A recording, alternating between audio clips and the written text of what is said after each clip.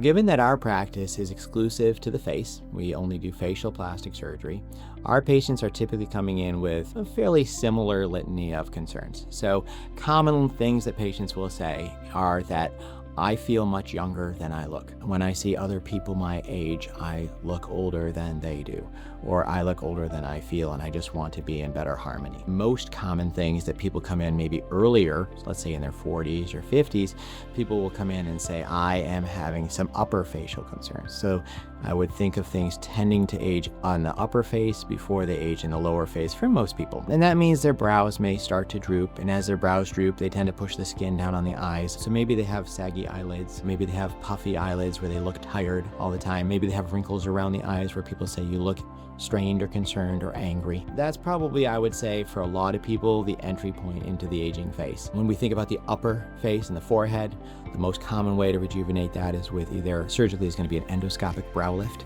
So we use an endoscope to reposition the forehead and the eyebrows. For the upper eyelids, most commonly we do blepharoplasty surgery, which involves removing extra skin. For the lower eyelids, we tend to like the transconjunctival blepharoplasty, where we make the incision on the inside of the eyelid. It's scarless, it has less complications, and it can be coupled with a laser if we need to tighten the skin. For the lower face, it's usually some form of facelifting.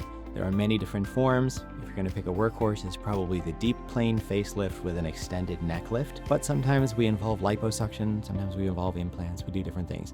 The vast majority of patients, if you did those things, would be happy. So most of our results with aging face surgery are to kind of put things back the way they were, quote unquote. So if somebody's eyes were not puffy at one point in time and they became puffy, our goal is not to change the way their eyes look and make them look like a different person, but just to make them go back to the way they were. So with eyes, it's often puffiness, lines around the eyes, sagging skin above, or the brow is drooping. Trying to reposition those. In the face, a lot of times we're trying to correct the jowling, the deep folds. Those are oftentimes the goals. If you are interested in coming to see somebody or meet with a great team about facial rejuvenation procedures, whether they're invasive or non-invasive, surgical or non-surgical, I would love to have you come see us in the practice. We're here in Farmington, Connecticut and Old Weathersfield, and we are open to new patients at all times.